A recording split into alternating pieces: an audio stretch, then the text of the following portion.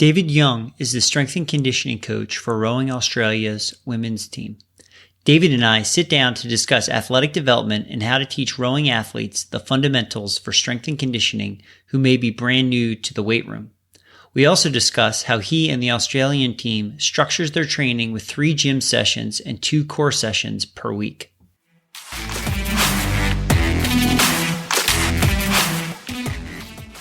Welcome to the Leo Training Podcast, a podcast focused on scientific and real-world expertise on training strategies between your ears, behind the oar handle, on the field and court, and in the strength and conditioning room. I'm your host, Joe DeLeo. I am a strength and conditioning coach, speaker, and lifelong student focused on continuous improvement. Thank you for joining me, and let's roll to today's episode. Dave, welcome to the Leo Training Podcast. I am thrilled to have you on the show. I'm really looking forward to sitting down and chatting with yourself and learning a little bit more about the strength and conditioning program that you have in place down in Australia. Thanks, Joe. Thanks for having me on. I'm really looking forward to a good chat. So let's go. Awesome. So just tell us a little bit about yourself before we get into the nuts and bolts of S&C. Just how did you come to work with a women's team, and how did you get started in strength and conditioning?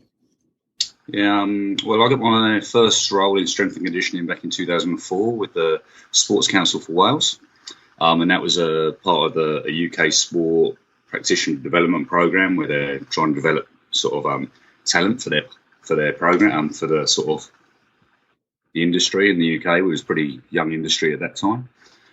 So that was a pretty good experience. I managed to sort of work with a few sports in Wales, not rowing at the time. And then in 2006, I took a role with the English Institute of Sport in the Southeast region, where it was a multi-sport role where I worked across a number of sports, but one of the sports was rowing.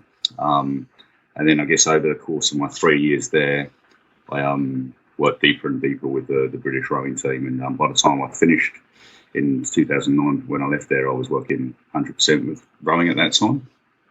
And then I moved to Australia at that point for personal reasons. My partner at the time was from Australia, so I was fortunate to get a role with the New South Wales Institute of Sport in July 2009. And I'm actually still employed by NSWIS, although since 2016, I've been working pretty much for Rowing Australia. And when I first joined NSWIS, I was again a multi-sport role where I had 5 sports at the time, but again, one of those sports was rowing. And when I was working there, I kind of had a sort of quite a range of athletes from sort of high-level national team members all the way through to sort of junior team members. So that gave me a sort of bit of experience across sort of what it would take to build an athlete over a number of years. And that was along with a number of other sports. And then in 2016, Rowing Australia changed their model for their program, and they centralised both programs. So the men got centralised in Canberra at the old Australian Institute of Sport facilities, and the women, we built a new facility in Penrith, Sydney. And I managed to get a role to work with them. So since sort of November 2016, I've been working with the National Rowing Program there. Fantastic. And I've got no personal rowing experience, never rowed myself or anything like that. So it was all good learning. Yeah. So. Out of curiosity, what are some of the other sports that you've had the opportunity to work with over your career? Been quite broad. Sort of netball, hockey, cycling. I worked with cycling for a number of years in the last Olympic cycle. Sprint canoe, a little bit with diving. I worked with for a number of years when I was in the UK. Sailing when I was in Wales, boxing when I was in Wales. So it's been quite a broad. It's been quite good early in your career to get a really broad range of sports, because obviously the principles of strength and conditioning sort of remain the same, and you just sort of use them differently for different sports. So I think it was good to develop quite a broad base. I worked, especially earlier in my career, I worked a lot with athletes with a disability, and I still work with one of the national team rowers now who's with a disability. So that's pretty good too. Excellent. Very cool. Well, thank you for sharing all that. So let's kind of dive into the framework. Let's take a look at some of the kind of tenets for S&C, and a lot of these I pulled out of the video that's been up on YouTube that Rowing Australia put out, that the Drive series, and you were leading that and speaking throughout that video. But kind of the framework for Rowing Australia, the three main things that they try to make sure they achieve out of strength and conditioning are robustness and injury prevention, improve movement efficiency of the rowing stroke, and athletic development. From your point of view, where do you begin with an athlete to start to set up a training program for them to cover those things?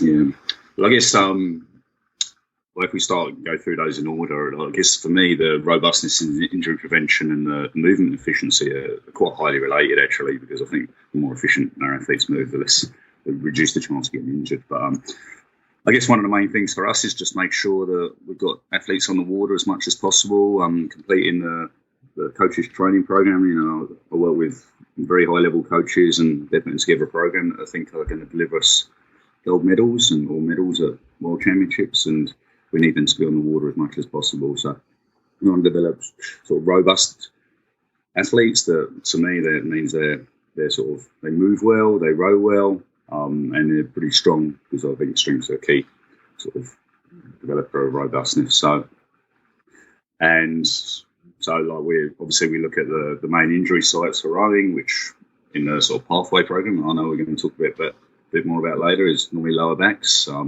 And as I find at the moment, with the senior rows, we have a little bit more issues with rib injuries. What are the things that we can do to reduce the risk? So that with the lower backs, that would be obviously sort of maybe more range of motion around the hips and the pelvis, getting them into a better rock over position, having good strength around their lower back and the sort of gluteal muscles, and then obviously being well coached to be able to get into the right positions in the rowing stroke and reduce stress on the lower back. So that would be where I start, and then what exercises, what movements, what stretches, how can we start to sort of do that and develop that. So, very good. Yeah. Sorry. So one of the things that was pretty clear in the video, and then also in some of the supplementary materials that I saw on the website, there was really good information in terms of, like, for example, like when warming up, you had some PDF handouts for mobilization, for activation, and also in terms of working on posture, that rock over position. Yeah. So how much time do you spend, in an S&C environment trying to tie that into what they're doing in the rowing stroke?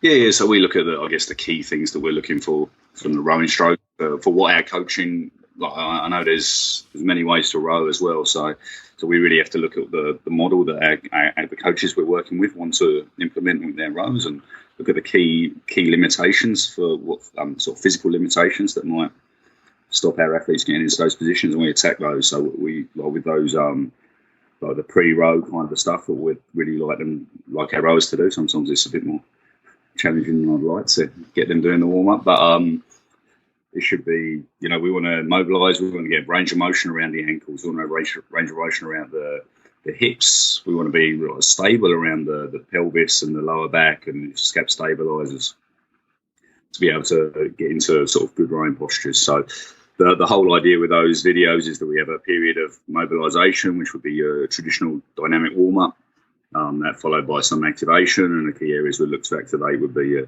your glutes, your scap stabilizers, and maybe a little bit in the core. And then there'll be some patterning. So that probably not so important for some of our athletes who are a little bit more elite, but like just for some of the pathway athletes, we think it's a good idea for maybe just spend a little bit of time on the ergo, just feeling what the positions they should be looking for when they're on the water. Sure. And then so that was the physio I work with put those together, but that's all sort of part of our sort of the model we want to put forward. And to be honest, in many ways, our pre-weight session warm-ups are quite similar in many ways, that we go through a similar process to prep them for the session. Yeah, that's great, because then that way the athlete has, a routine that they can go to, whether it's a, ergo or on water session or in the weight room. They know, what they need to do to make sure that they're in the best position possible from a effective training performance standpoint. Yeah. Great. And to me, though, that's helping them get in a sort of improving their robustness by sort of activating the strengthening areas, but it's also like ties into the next point, the movement efficiency of the rowing stroke, where we want them to be able to get into that. Like we want them to row like the coaches want, or they need to be able to get into positions that the coaches need, and that's all about movement efficiency. And I guess the video that we'll talk about a little bit later as we progress through is really about just trying to get people to move a bit more efficiently before we start sort of focusing on the athletic development that we all want to do as S&C coaches, right? Yes. Yeah. I mean, the movement competence, that was just, something that was clear and brought home time and time again, so far in our conversation, but also in the video. And that was actually the first key message you had was, build movement competence before load, technique first, load second. So from your standpoint, say, you may have athletes that have been rowing for several years at the U23 or senior level, but their experience, may not be as vast when it comes to strength and conditioning. So where do you start them off in terms of trying to help build that movement competence, in terms of some of the progressions that you do in the weight room? Yeah, well, I think with our younger athletes, especially sort of the videos were largely aimed at the pathway and quite young athletes. So if we're talking about a young rower who's, say, 13, 14 years old, and I think the first thing is we just want them to move well. So we can use body weight really effectively. We can use some light implements like medicine balls and maybe some light barbells. But for me, I'd love to see them be able to just do a really good push-up, a good supine pull-up, single leg squat, or obviously double leg squat efficiently with good range, maintaining sort of lumbar position to begin with. But we can get them into a position where they can do a single leg squat with quality, get some of those movements bedded down first, and then that provides us with not only an athlete who's probably going to get into better positions when they row and sort of deliver a better rowing technical model for the coaches, which should help them go faster. It's also going to provide a really good sort of foundation for when we do start putting weights on their in their program and start loading them up a little bit more. So I think it's really important. It's very, in many ways, it's very basic. It fits all models of sort of recommendations for strength training for children, getting those sort of foundation movements in first. Then if you want to, obviously you can use broom handles and things like that. So if you wanted to start laying down some foundation for Olympic lifts and stuff like that, but I'd really keen. Well, one thing that's really hard later on is if we've got athletes who've lifted weights for a long time previously, but not done it with the technical competence that you'd like or the range of motion you'd like.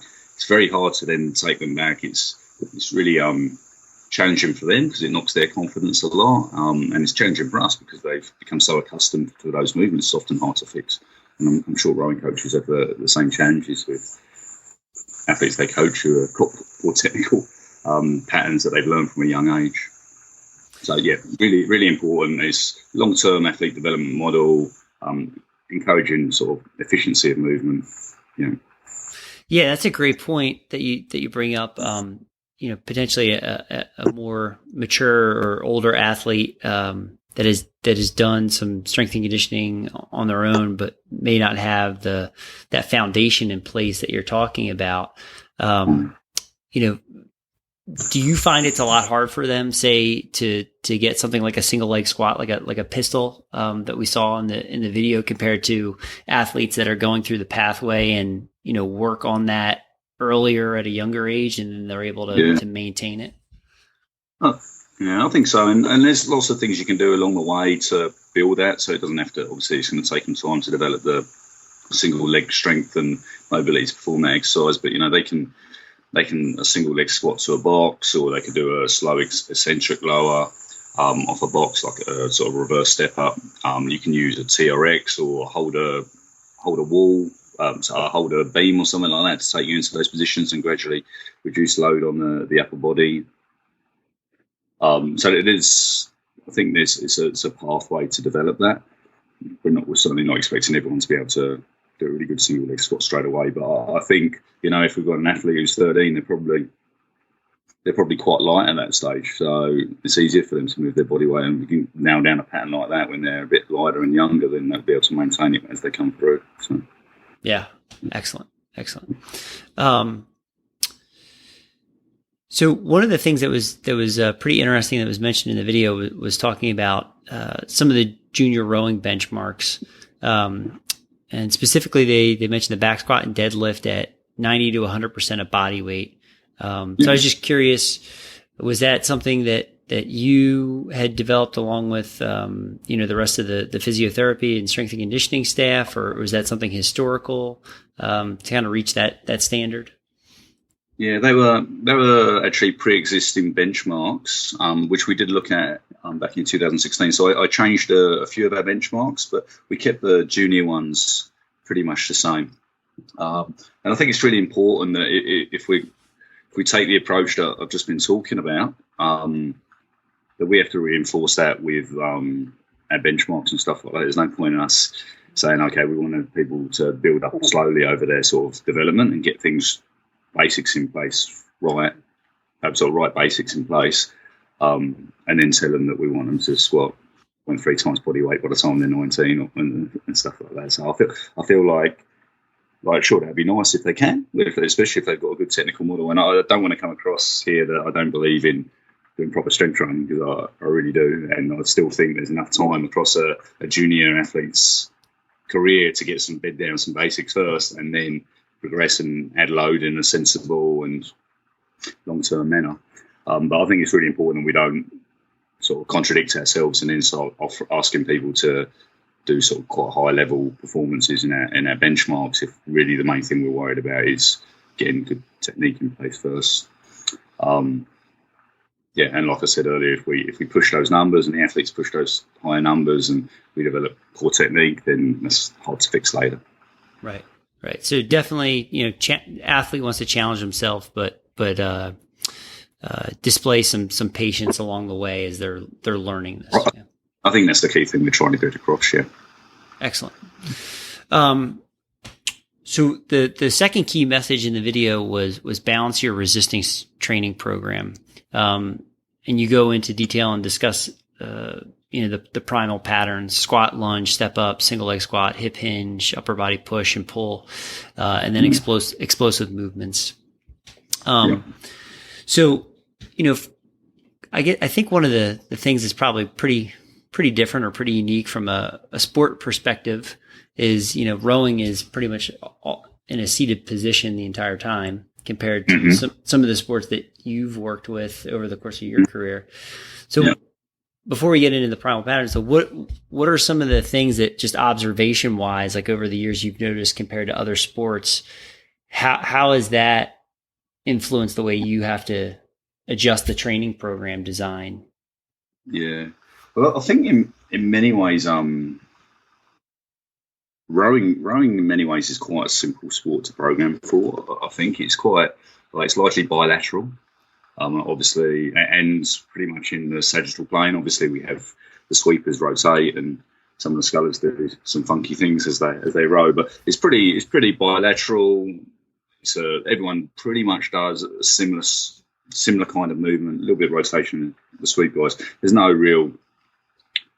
Like if we look at running or change of direction based sports, we need to develop sort of capabilities in so much broader way for them to sort of do their sport. They've got to be able to be stiff on the ground. They've got to have low contact times. They've got to be able to produce force in a change of direction. They need to be able to cut and weave and all kinds of different movements. When rowing is pretty much the same. repetitive movement forward and backwards. So I think that can simplify things a lot. We don't have I was thinking about it the other day, like we have like look at a hamstring injury as a football player or something like that, and the complexities of developing do we need to train a hamstring at the knee, or do we need to train the hamstring at the hip? Do we need to do it eccentrically or isometrically or concentrically, or do we need to do all of that? And to a certain extent, that's not such a challenge for us in rowing. So from that perspective, I think it's a relatively simple movement. And I think as we talk about sort of transference from the gym to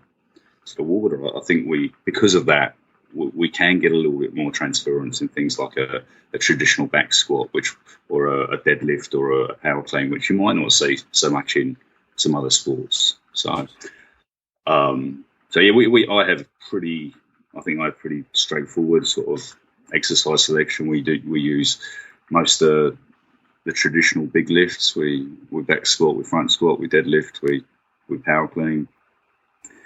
We dumbbell press, bench press, we pull up, chin up, bench pull, seated rows. We kind of do a variation of all of those movements. So, and I guess I use the Primal Patterns in the video because, I mean, it's something I've just used for a long time. I think I first came across them in the early 2000s. I probably worked by Paul Check, or I don't know.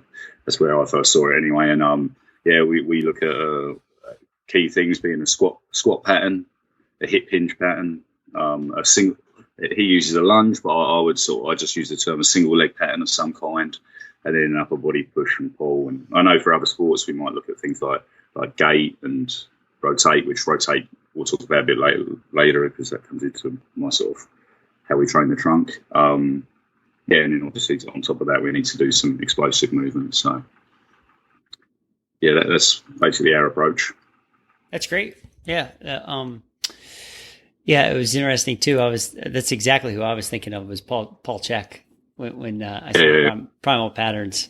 So it's good. He's been around for a long time. He's put out a lot of good material. So I guess we could spend a little bit of time talking about, some of the trunk and the explosive movements. You definitely have in the video was med ball throws and plyometrics. And for rowing, it's probably pretty important to make sure that the trunk is well developed, because that's what's going to allow that transfer from the foot plate through the trunk to the oar handle to the face of the blade. So what are some of the things that you feel are really important for a coach or an athlete that they prioritize in their training program to make sure that they're well developed, they're going to be robust and resilient, and two, they're going to be able to maximize that force transfer? I think you sum it up pretty well there, Joe. They're the key things we're trying to work on, right? And they transfer across from injury prevention and improved performance. So to me, it's a win-win area to train. And I'm lucky to work with a coach who really prioritizes it very highly. So I get given a couple of sessions a week. So I've got an approach which, again, I've taken from somewhere. Unfortunately, I can't reference it because I don't know where I got it from, but it's quite broadly. And I think the trunk in rowing ideally should move relatively isometrically. So we've got an explosive, like you said, movement through the lower body where we're applying a force to the foot plate. That travels up the body, and then we have an extension of the hips, and then it transfers to the arms, and then the handle and the blade, and so on. And really, I think we want to have minimal sort of amount of energy leak around the trunk as we perform that movement. We want to be able to transfer that power from the legs straight through to the upper body and the blade. So my model really is based around trying to reduce energy leaks and movement in that area. So I look at four to five main areas. We have exercises that I believe challenge our sort of anti-extension, anti-flexion, anti-rotation, anti-lateral flexion, and then the one which would involve movement is rotation itself, which I think is really important for our sweep rowers. And so that's how I sort of come up with the exercises for those areas. And then I have a number of different areas, exercises that can challenge each of those movements. And the other thing I should say at this point is I really don't think the core is not just abdominals and lower back. To me, the core does involve our glutes, the scap stabilizers, making sure that's all sort of providing stability to the rowing stroke. So when we do our core sessions, we cover all of those areas. Excellent. Do you want me to talk any more about that? Or? I do, actually. I think we could, dive a little bit deeper into this. So you hear when it comes to training the core or the trunk, looking at either the word strength used around that or endurance, right? So we definitely need some endurance, because for an event for 2K, it's depending on the event, 5.5 or less to up to 7 minutes, depending on event and conditions and everything. So there is an endurance component to make sure that the athlete can maintain the position and the posture that we've talked about earlier. And if you think about training as well, like they might be out rowing for 2 to 3 hours as well. So it's not just being able to hold that posture during say an 8-minute race. It's how do you hold that posture for a 2-hour sort of T2 low rate row as well? Yeah, exactly. So how do you try to? You have the shorter event, the actual race event, and then you have your training sessions that could be 1.5 hours long.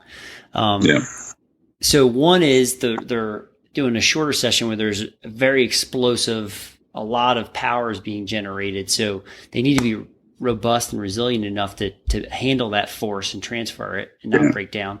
But then they also have to have the endurance that they can maintain the position. So those two qualities are different. So how do you go about trying to train those in an athlete? Yeah. So what I tend to do a little bit, I mean, this is a bit vague, and if you look to my program, but I try to, when we do our weight sessions, I'll always have a couple of, so we do lift weights 3 times a week, and I'll always try and add on 2 to 3 core exercises at the end of those sessions, and they will tend to be a bit more intense. They'll be harder exercise and tougher. So they'll go there, and then when we do our core sessions, what I'll try to do, we won't really do any exercise normally for more than sort of 45 seconds or a minute. But what I might try and do is so we might have 24 stations in a core circuit, and at some point in that circuit, I'll try and have maybe 8 exercises in a row that are all challenging the core. So in those sessions, I might have some mobility work, and we might have some glute activation work, and we might have some scap stabilization work. But I'll try and have a block somewhere in that circuit where they're back to back to back to back, where we're challenging musculature of the sort of abdomen and lower back. So that'd be one way I'm trying to do it. So at least we get maybe an 8-minute block there where we're moving from one to another. So I think that works quite well. Yeah, but it's quite challenging. And do you really want to do the same core exercise for? I know you don't want to do a side plank for 8 minutes or whatever else. So yeah. That's good. That's interesting too. So you definitely try to make sure in terms of the training sessions, when they're doing the weights, you're going to do a more intense, trunk or core exercise on those days, not endurance-based exercise selection. And then on the days where you're coming in and doing core work, they're also hitting some of that accessory work, like you told, the scapular stabilization work, gluteals, hamstrings, those types of things. And then they'll actually do a block where they're working more on endurance. That's right. Yeah. Very cool. Now, I also thought it was interesting as we were kind of prepping for this. You have three lifting sessions, and then you have two core sessions a week. So, from your standpoint, I mean that's you're getting quite a bit of time to work with them. Okay. Yeah. But it's also a high priority. So you're actually doing 2 of those additional sessions. So you clearly feel that this is something that needs to be prioritized in the training program. Yeah. So I'm very fortunate, really. I don't think too many S&C coaches get, especially in rowing, get the opportunity to do that. But since when I first met, or not when I first met the head coach, but when our new head coach came over, John Keogh, he moved from Canada. He was the head women's coach in Canada, and I'd actually worked with John in the UK previously, back through the back end of the Beijing Olympic cycle. He was saying how he felt that was a big area we could make a shift on with the Australian women's rowers, and I remember asking him a question: "Well, are you going to give me a?" It's all very well a coach saying, "Oh, we need stronger, more powerful athletes," and then, "Well, you can do one weight session a week," and well, really. So I said to him, "Oh, are you going to? How are we going to do that then?" And he just said to me, "Then we're going to do 3 weight sessions a week and 2 core sessions a week, and we'll do that for 4 years." So I'm like, "Oh, well, actually, I've genuinely got a great opportunity to help physically develop these athletes." So so we that's the way we run it, and we run it pretty much all year round. I think that's been another shift in our program, that we do train through a lot of smaller events that we don't see as big a priority. So that's great. So we have that real consistency in our training, and it's really only a few weeks a year where we back right off. There'd be the weeks into the 2 World Cups and World Championships, really. So so obviously there might be something come up in a week. So for instance, last week we travelled back from Tasmania on the Monday. So we only did 1 core session last week. But next week we'll be back to normal. The week after we've got an important racing on Friday, Saturday, Sunday. So we'll only do 2 weight sessions that week. So it does change a little bit.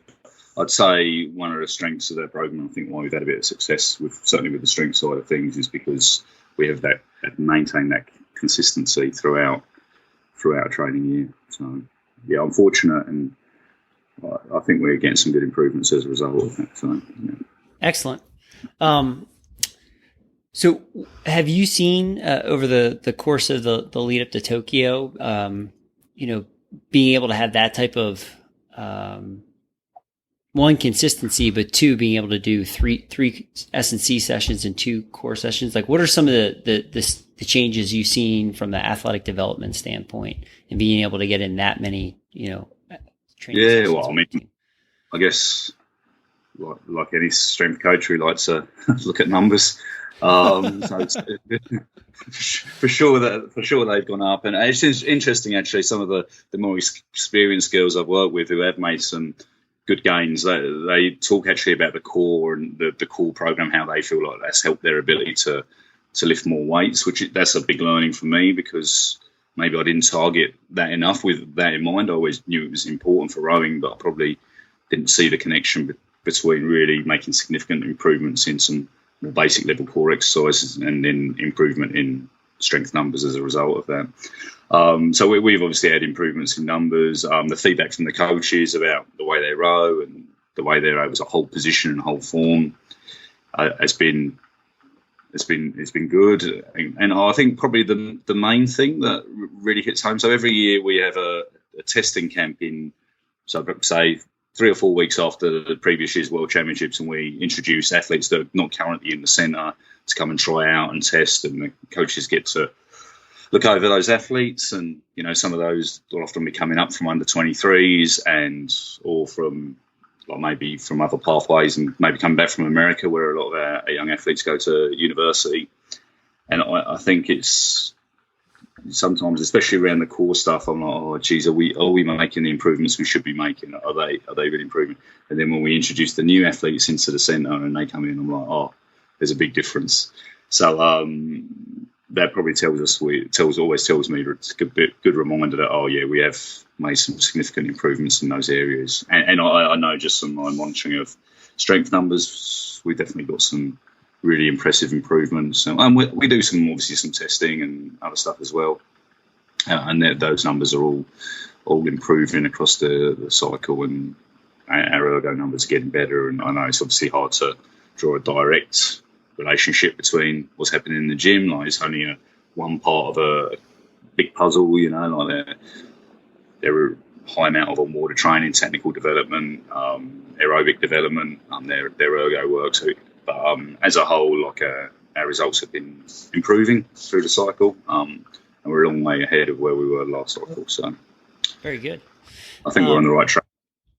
Excellent. Very good. Very good. So, one additional kind of question I had out of that was, in terms of the consistency, like one of the things you noted is that the squad will, train through, so to speak. So, for bigger races, they'll tend to back off. And I think one of the challenges with rowing, because it's such a high volume sport and there's so much time spent on the erg or on the water, is trying to strike a balance of being able to get in quality work in the S&C room. So for, say, a collegiate coach that might have, a squad, what are some kind of words of wisdom you might be able to offer them when trying to balance that, getting the training sessions in on the water? Obviously, this is a different environment, right? Yeah. Well, I think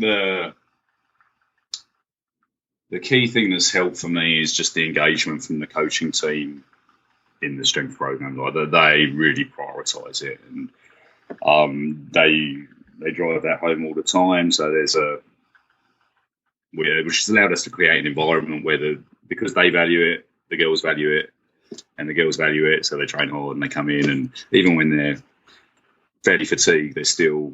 I'm constantly. I probably don't sort of give them enough credit for the way they train. Actually, the girls I work with, when they do come in and they're often fatigued, they will still train hard. So I guess for a collegiate S&C coach, it'd be like, build a relationship with your coach. If you can get the coach in regularly, observing sessions and helping out in sessions and showing that it's an important part of the program, and then you can have those conversations. And sometimes obviously you have to draw back and like, well, they've got a big session on the next day, or they've got.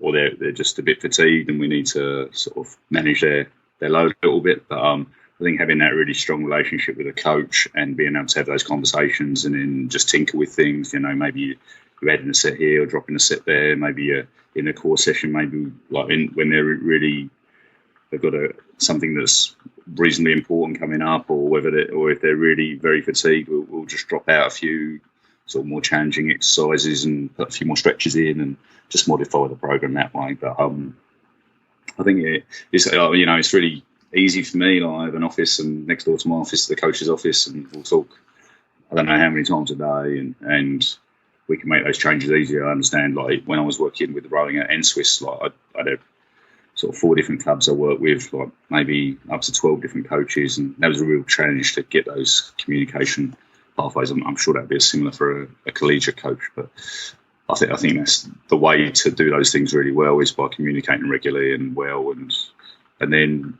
if the coach can understand the benefit of maybe training through a few competitions, then we might see the benefits in the long run. Yeah, we're fortunate. Like the girls I work with raced yesterday in a small regatta. They rode and then they come to the gym and we did weights after. So, and they didn't really hold back, so it was good. Nice. They like to get after it. Very good. Very good. Yeah. So not to kind of backtrack, but when we were talking about the core, four of those categories are, anti, right? So resisting that's right. Some type of motion. Then you had rotation in there for one. And to me, I mean, that makes a ton of sense because rowing, you're in this environment where you can really be thrown off by, wake, wind, what's going on within the boat itself. Yeah. Right. So from a rotational standpoint, obviously med balls, comes to mind immediately. Yeah, of course. But what are some, exercises, probably in each of those categories you feel are good to develop those types of qualities? Yeah. Okay. So, if I start with anti-extension, so I guess this is probably a movement we don't see so much in rowing because we're always worried about them going to flexion, right? But like at the finish, we do have some athletes who can overextend at the finish. So anti-extension exercises for me would be things like any kind of rollout, where the main technical failure we see is an extension in the spine, and we don't want that to happen.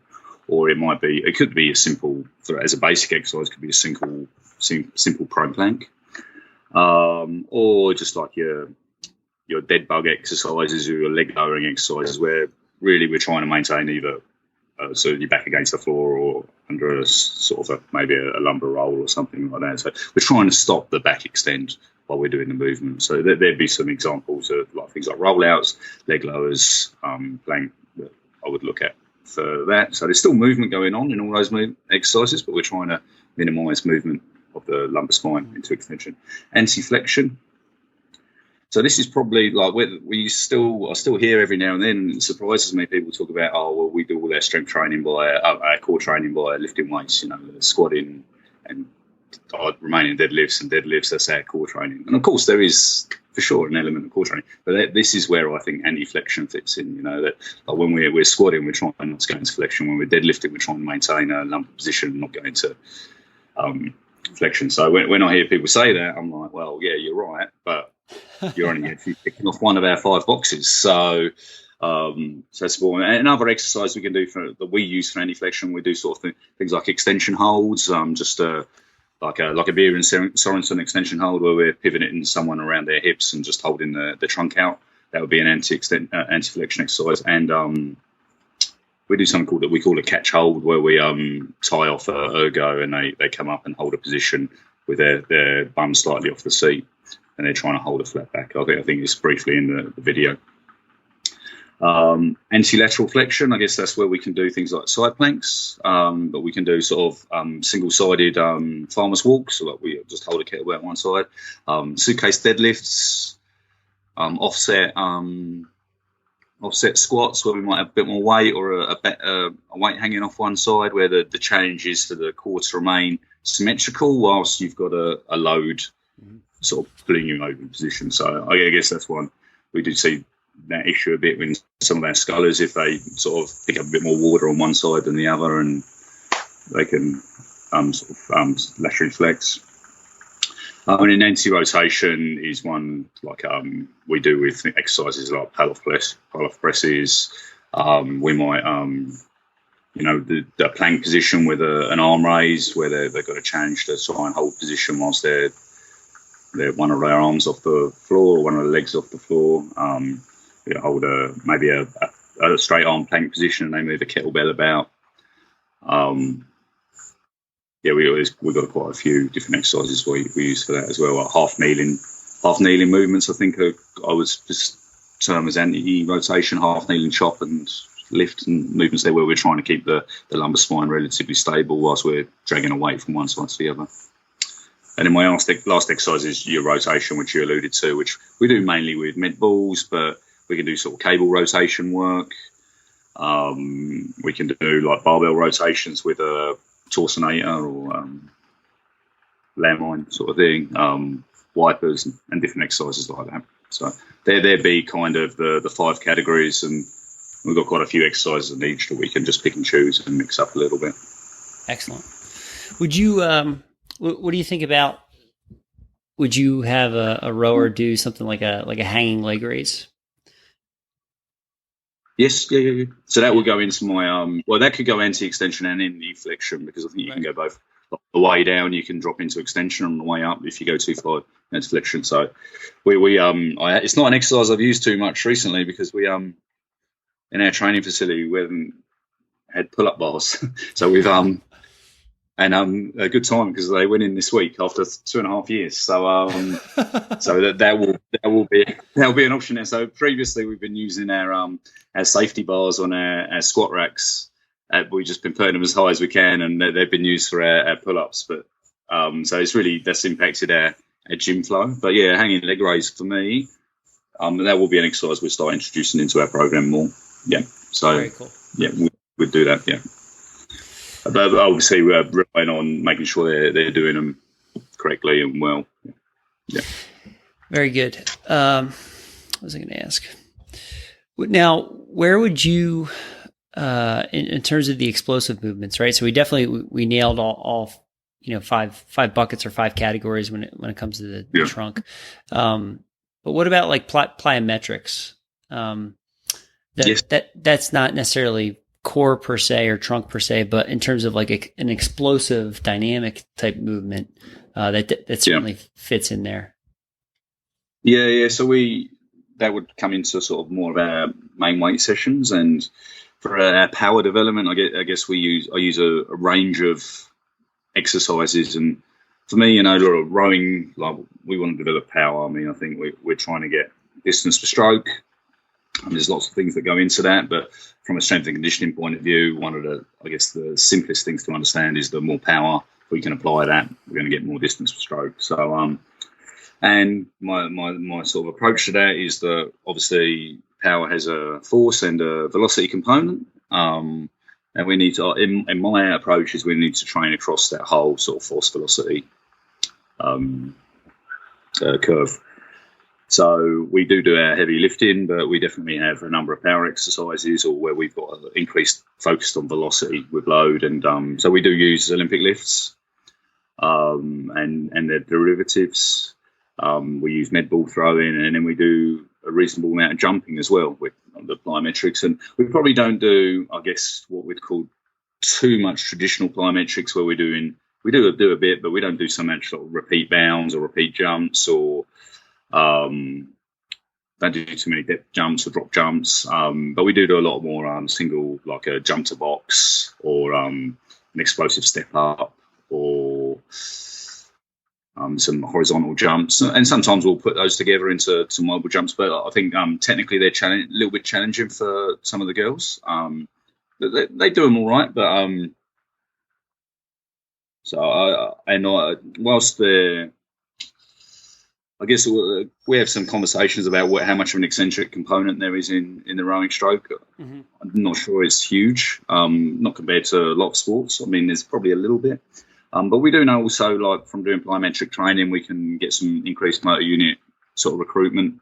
So that's probably the main benefits for us doing it. So we'll jump to boxes or jumps in place, horizontal jumps, and then we might sometimes put them together, 2 or 3 together. But I wouldn't say we do high-level plyos, but we do a fair bit of basic plyometric work. Excellent. Yeah. I'm sure in some single leg hop too. Yeah. Very good. It's just I've tended to go a bit more towards an explosive step up, sort of on a 40 or 50 centimeter box, where they drive off. Just, I think the technical challenge of that is a little bit lower.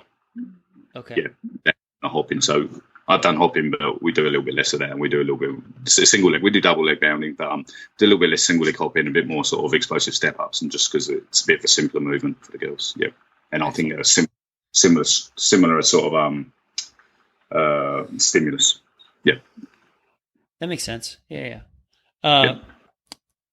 Now, another question for you: in those core sessions, right? Yep. When you're doing some of the complementary or accessory work for, your scapular stabilizers or hamstrings, what are some of the exercises you use to kind of hit those areas? So are you doing like, your prone YTWLs, or work on the Swiss ball, or, maybe like a 90-90 external rotation with a TheraBand, that type of thing to get that mid to lower trapezius? Yeah. So I guess I've got two sort of, for the scap stabilizers, 2 main areas. We look at the lower trap area, and we look at serratus. So for the serratus side of things, we do a lot of maybe push-up pluses and push-up plus into rotation, sort of what I call a scap step up, just stepping up onto a 10 centimeter box, some bear crawls, crawling with legs on a Swiss ball, or on a different crawling kind of exercises, and push-up plus exercises for the serratus. And then for the lower trap side, we would use things like YTWs, reverse flies, face pulls, different variations of sort of external rotation pressing, like a Cuban press style movement. That maybe we might do that on whilst holding a beer and Sorensen sort of hold, and we'll do some YTWs there, or some reverse flies, or also in the dumbbell rows. So yeah, we have quite a few band pull aparts, so quite a few different, like, relatively low load, but exercises to just try and develop those areas. And then glutes, we have glute exercise in there, and we just use a whole range of, like maybe single leg hip thrust or single leg glute bridge march. Just a range of exercises to try and develop that as well. Excellent. Yeah. Excellent. Kind of jumping into a different area, if that's okay. But what are your thoughts on when it comes to, from an S&C standpoint, doing 1RM testing for rowers, or do you think it's better, to utilize something like, velocity based training where you can kind of have a better snapshot on a day-to-day basis of the athlete's nervous system versus going off a percentage of their max? Yeah, it's a good question. So I haven't really prescribed loads of 1 rep maxes in rowing I do a little bit when we get into competition or close competition, because I've got to sometimes have to hold the girls back a little bit, which is a good problem to have, right? But I tend not to, and I think that's why velocity-based training has become a really interesting area, isn't it? Because the reason I don't use 1 rep max sort of prescription is just that I've got it wrong so many times, and you give them you write your program, you knock it out, and then okay, you've got this perfect model of progression of your loads across a 4-week block, and then they come in week 2 and either the weight's way too high and they're fatigued, they've done a hard session, or it's too low and maybe you're missing out on an opportunity to push. So, and the other thing is I've got girls that work and then I'll go out and do a long sort of 26K. So they raced yesterday, but normally Saturday it'll be quite a long row, and then we'll do weights. And some girls will really struggle with that. And then I've got other girls that we might do some race pace work, and that their other girls are knackered, and so it's too hard for me to manage. So I guess I use a bit of also a regulatory approach where we sort of have a conversation, or they get pretty good at picking, and they can tell how they feel on a given day, how fatigued they are, what's an appropriate weight, and whether they can push or have to drop back. We look at what they did last week and where they sit. So there's lots of other ways probably you can do that with. Like I think the girls understand our program now, so it works quite well. But you can use reps in reserve, or RPE, or I guess the area that's sort of really growing in the last 10 years is velocity-based training, where we can maybe give a target speed and say, well, I don't want you to drop below that threshold, and your load's going to be around that. So that's an area that I'm trying to develop in. Get a bit better on, and starting to collect some data now to better do that. With regards to testing, it's an interesting one. I think if it was still in the old model where people were based all over the country, I probably would still persist in getting 1 rep max data from people, just so if I was leading it, I'd have an understanding of where everyone's at. But because I see the girls on all the time, I just track their loads, and we have a look, and every now and then we'll go to sort of a max for 3 or a 5, and I keep a gauge on where they're at that way, rather than actually having a specific testing session. But I haven't prescribed off percentages for quite a long time. That makes sense. And I think the other thing that I was just trying to get at with that question was, it's from our perspective as strength and conditioning coaches, that the challenge is we're working with athletes that they walk in the door, they're almost always in some state of fatigue. It's just how much, right? And so, kind of rule number 1 is first do no harm. So it's how do we continue to try to manage that stress level? And to your point, it's a very tricky thing to do when you're going off percentage RMs. Right. Especially for such a high volume sport like rowing, where they're out there training sometimes 3 times a day, multiple hours. Yeah. And okay. No. One question I had for you. Was from a nervous system standpoint, do you do any a assessment at the beginning of the session, maybe looking at hand grip strength or anything like that, just to kind of get a snapshot of how they're doing on that day? No, I'm not doing anything like that at the moment. I guess I think that that's not bad practice, and I've done sort of vertical jump or and stuff like that in the past. But I think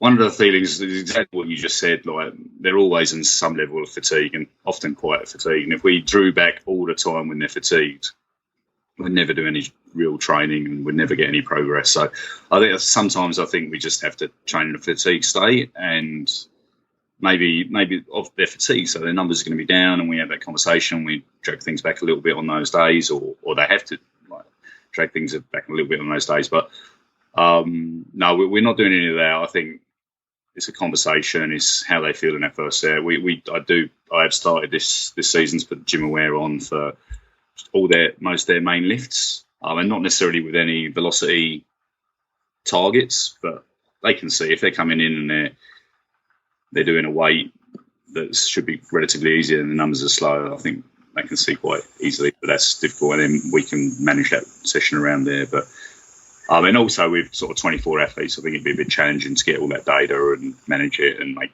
decisions at the time. So yeah, we're not doing it at the moment. I'm not to say that's not a good practice. Sure. Yeah. Yeah. So that's kind of the trick, right? Is like how to effectively help the athletes auto-regulate, right? Because then we get into a little bit of the psychology side of things too, because, some athletes might be a type A personality where they want to be gung-ho and go after it all the time. And then you have other ones that might be able to push a little bit more and they tend to hold back. So for you, it sounds like a big part of the regulation is communication.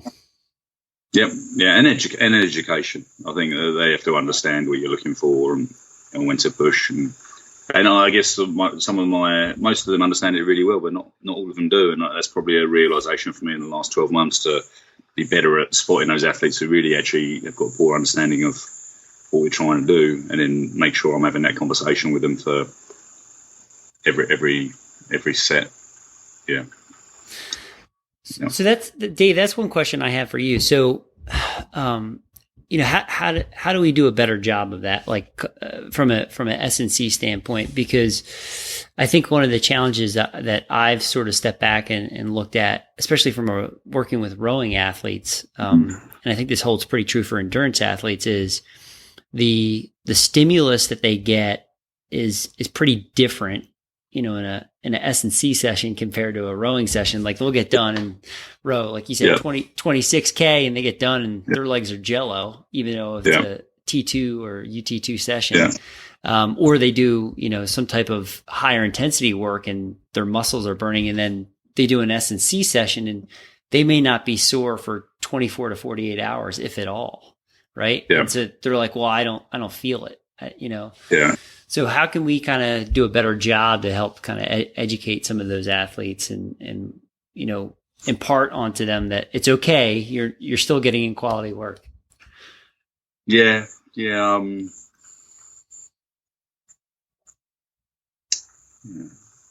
mean, I don't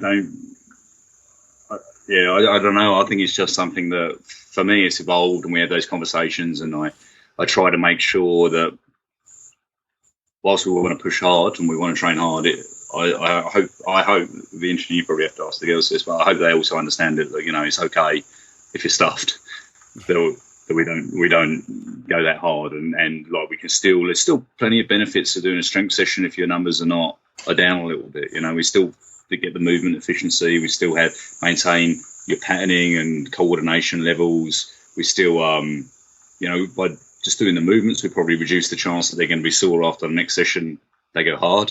So I think it's just getting that balance right and having that conversation.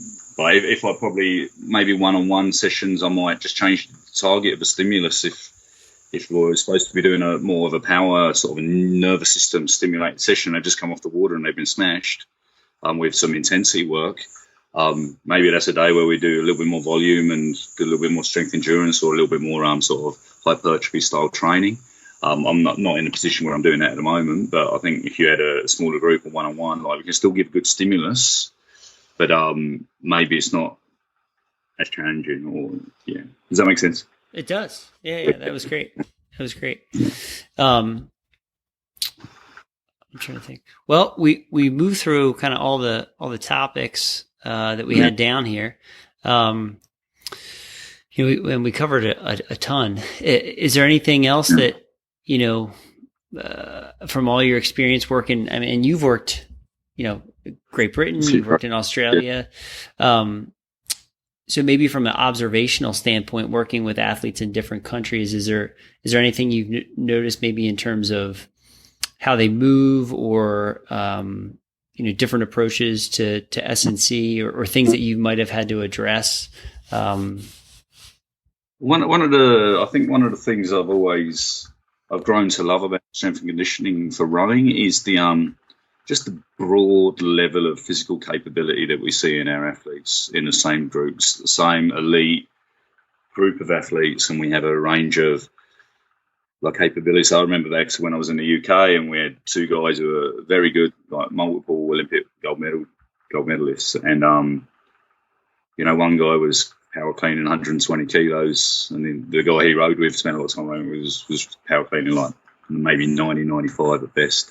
One guy could do, pull-ups with 25 kilos around his waist, and the other guy could barely do a pull-up sort of thing. So, and I've seen that just multiple times since. So it's a sport that you can come at from multiple angles. You can have massive aerobic capacity, or you can have a massive sort of power or force capacity, and you can both be successful, and you might end up with exactly the same ergo time.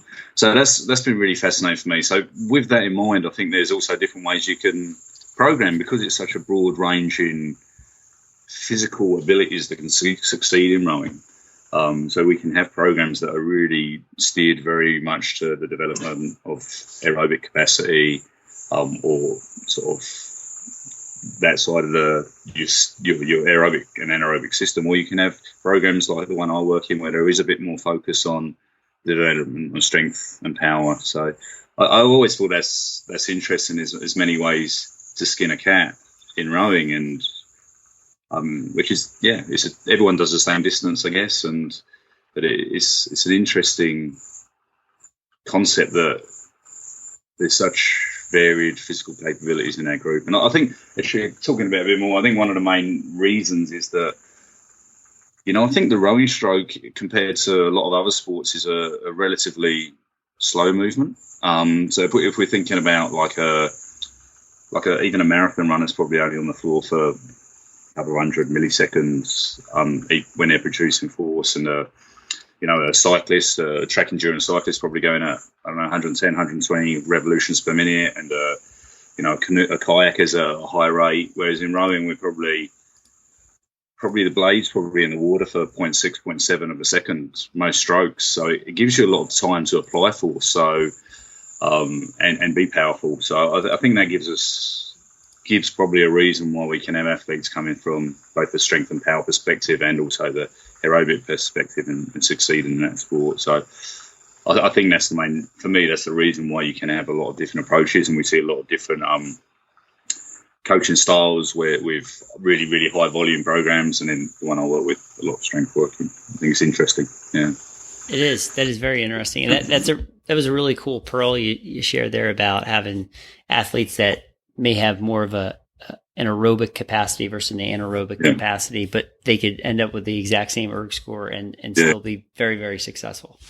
Yeah. But I still think that both those groups sort of groups of athletes can benefit by getting more stronger and powerful and exerting more power in a stroke. So yeah, it's still important for both. Yeah. Very cool. You ready for the rapid fire? Yeah. Very good. Okay. Any rules? No rules. No rules. Okay. So let's assume that we all are doing the fundamentals. So compound movements, warm up, cool down, etc. So in your opinion, what's the next frontier for performance impact in rowing, strength and conditioning? Like, where do we need to go? That's a tricky question. Well, that's good because for me, like the benefits, the strengths we've had in our program, I think, have been about the consistency of training, consistency of message, and just getting better and better. But that's obviously doing the same things, but that's obviously going to come to its end soon or at some point. So I think I'm really interested about the area around velocity-based training. I think that can be an area that we can really step forward and utilise better. So I don't know whether that's the next frontier, because that's probably now. But the technology is allowing us to do that better, and I think that, Very terrible cool. answer. No, that was great. That was great. Do you have any thoughts on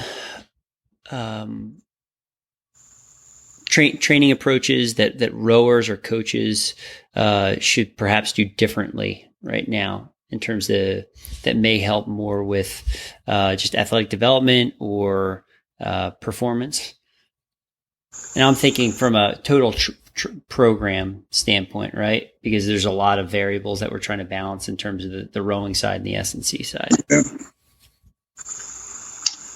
Well, I think from a pathway perspective, I think, and it's difficult because I know a lot of these, especially in Australia, a lot of these coaches, they get paid quite well to try and deliver a performance in one race a year, and their job's on the line. But for me, I think patience with regards to strength stuff, as we discussed earlier, and get some of the basics in first and develop the athlete a little bit more holistically. And we have a big problem in Australia where a lot of talented young rowers probably give it away as soon as they finish school. So I think that's sad, and I think it would be good that we're a bit more sort of patient and have a longer term view in our athlete development. I understand why it doesn't happen, but it'd be nice if we can get some shifts there. At the elite level, I just think there's lots and lots of different ways to train and get effective. And I think and it's the same as strength and conditioning, isn't it? Like you don't want to just become the velocity-based training guy, or the blood flow restriction guy, or the Swiss ball guy. You got to have your toolkit and be able to give various stimuli and various training approaches. And I think that applies to all coaching. Like probably have things that are going to. I mean, I watched a presentation by Ashley Jones recently, and I think he referred to Louis Simmons. He says, everything works, but nothing works forever. And I think that's regarding programming. And I was like, that's just spot on. And I think all coaches could probably benefit from it in the long run. If you've got an athlete that you've been coaching for 10 years, maybe some changes are going to be something a little bit different is going to be the best way to push them to another level. So I've probably a bit more variety and a bit more individualization in programming, I think, which is challenging, right? Because if they're in a crew, like you got two people who've got different physical strengths. It's hard for them to do different programs if they're the same crew, right? So, but that might be one area I think that could be pushed forward in sort of years to come. I'm sure it's happening a little bit, but I think it could be done more. Very good. You actually kind of led me to one of my questions down the line. So I'm going to ask you right now is, would you train all rowers the same? So for example, if you're working with like the women's 8, would you do some elements of their S&C program with the stroke seat different than say the 6 seat or the bow seat, or say a single sculler versus someone in the quad? When we think of, the stroke seat is someone that's setting the rhythm for the entire crew, and your 6 seats, your quote unquote, the powerhouse seat, right? Yeah. No, I haven't done that. It's not been an area. Maybe some minor differences between sculling and sweep.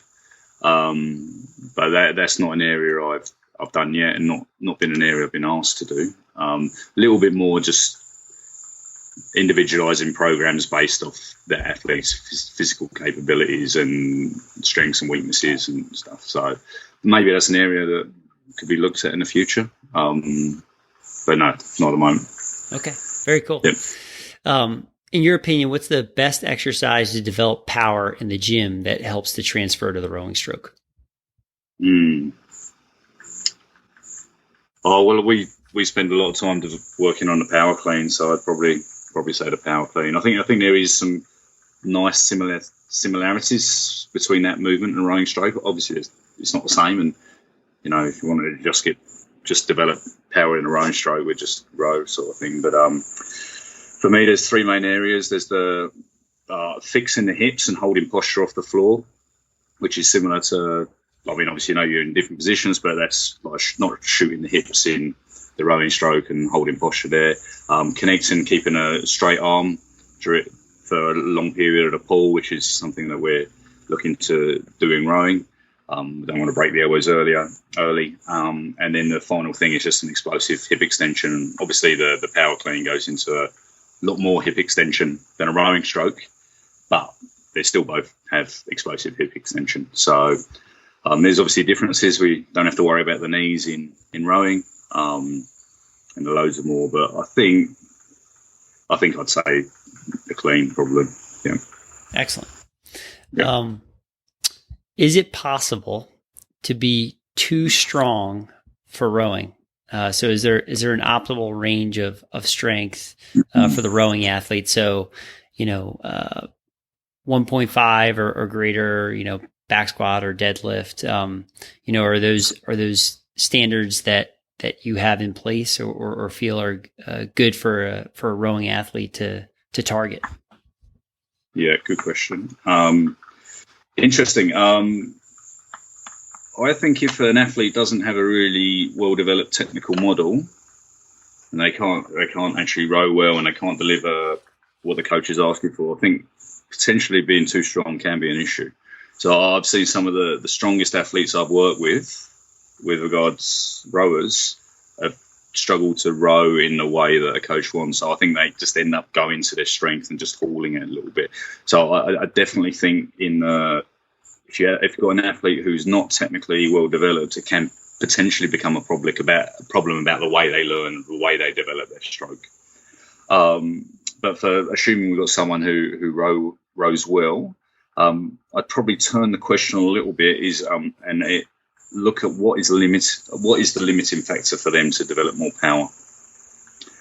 And we do some testing on force plate and stuff like that. So I'd be looking at, is their ability to produce force a limiting factor for them to get more powerful, or is their ability to move quickly and move fast the limiting factor? And then with that information in mind, I would probably make that call. But I think if they row well and they're quite powerful and they've got a good sort of balance between their ability to produce force and produce speed, I would continue trying to get them stronger. If they're super strong but they're not powerful, well, we need to sort of tweak their program a little bit to have a increased focus on maybe the plyometric exercise you were talking earlier, or more med ball throws.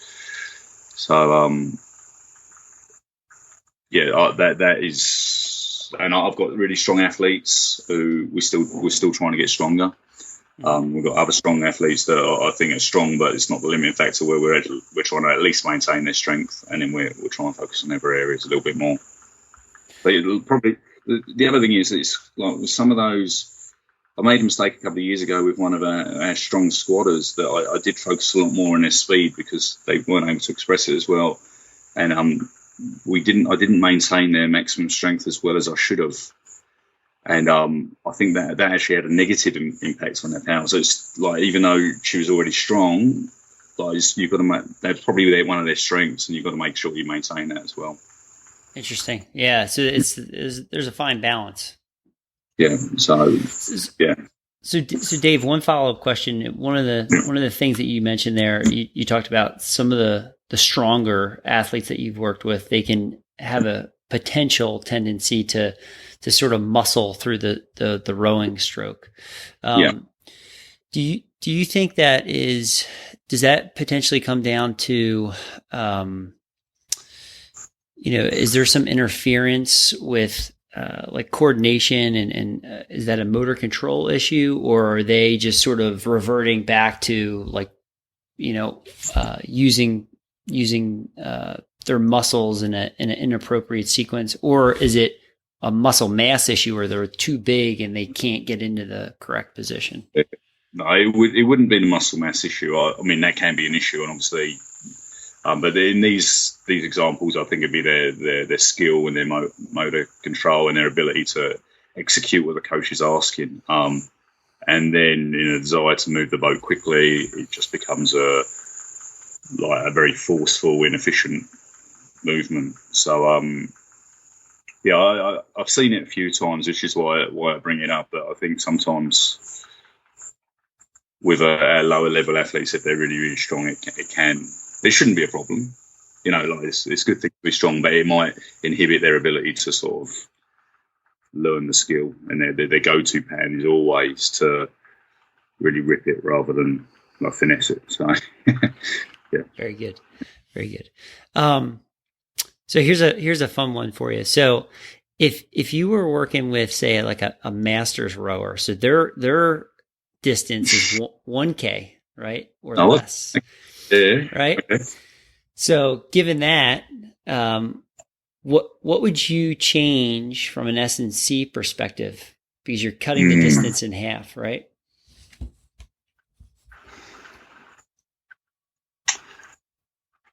Yeah, I probably wouldn't change a great deal, actually. Okay. We don't do much in the area of strength endurance, which would probably, my belief is by just increasing their capacity, doing a lower load becomes easier for a longer period of time. So I don't know whether I'd change much, actually. You'd probably I'm sure you'd change your rowing program, the more sort of conditioning aspects significantly. But from my strength program, I don't think I'd make too many changes. What if we dropped it down to like 250 or 500? So that's the start. Yeah. That's just the start. So it was interesting. I did work with sprint canoe a little bit back in 2008, 2012 cycle, and they dropped their distance to quite a lot. I can't remember. Did they do a 250 or something like that, or 200 maybe? And it was like, everyone was like, they're all going to become big, strong powerhouses. And they were strong powerhouses, but they weren't big. And they actually became smaller because it was all about the start, and it was all about power to weight. So potentially that might be a factor that might happen. So maybe a little bit less, still focus on your power, but maybe you'd try and a little bit less hypertrophy work. I don't know. That'd be an interesting question. That'd be interesting, wouldn't it? How that would evolve.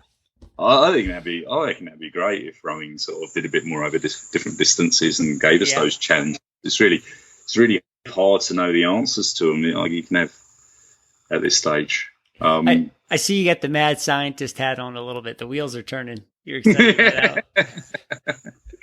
Yeah, yeah, 250. Your rowing program would change massively, wouldn't it? It becomes a sprint rower.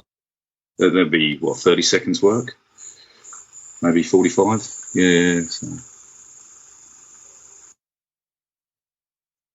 Yeah, I don't know. That'd be interesting. I think size more. I wonder if the rowers have become a different shape. I wonder if you'd get some shorter rowers. I wonder if length would be as important. And yeah, I don't know. Yeah, that's a great point. That'd be interesting. Final question for you.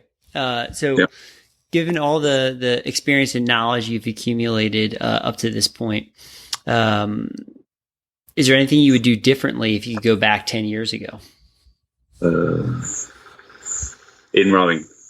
Yeah. Yeah. Well, I know it's 10. I suppose I should go back and look at some old programs and tell you.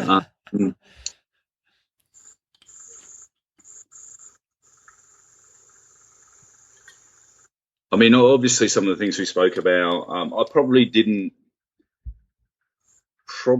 realise until the last few years quite how key and important the environment was, creating the environment. And maybe I could have done a better job 10 years ago about creating an environment in the gym where everyone was sort of supportive of each other and pushing each other, and would value you mean culture? Yeah, your culture. Yeah, the gym culture, the environment. Yeah, I think that's probably something that has been a learning for me in the last few years. That I'm like, wow, that's huge. Probably getting a little bit more monitoring, getting a little bit more data, so I know exactly where my athletes are at. It was always a bit hard, like when you're having 5 sports and 100 athletes, I guess like a lot of the collegiate coaches, it's quite challenging to have all that information and be able to trawl through it and make better decisions on programming. And then I guess, like we discussed earlier, things like some advances in technology have allowed us to be a little bit more prescriptive with regard to things like velocity and stuff like that. So that's been pretty good. I mean, I think even though I always valued the training of the sort of the torso, I probably didn't value it for rowing as much as I should have done. So yeah. Excellent. That was fantastic. Dave, you're off the rapid fire hot seat.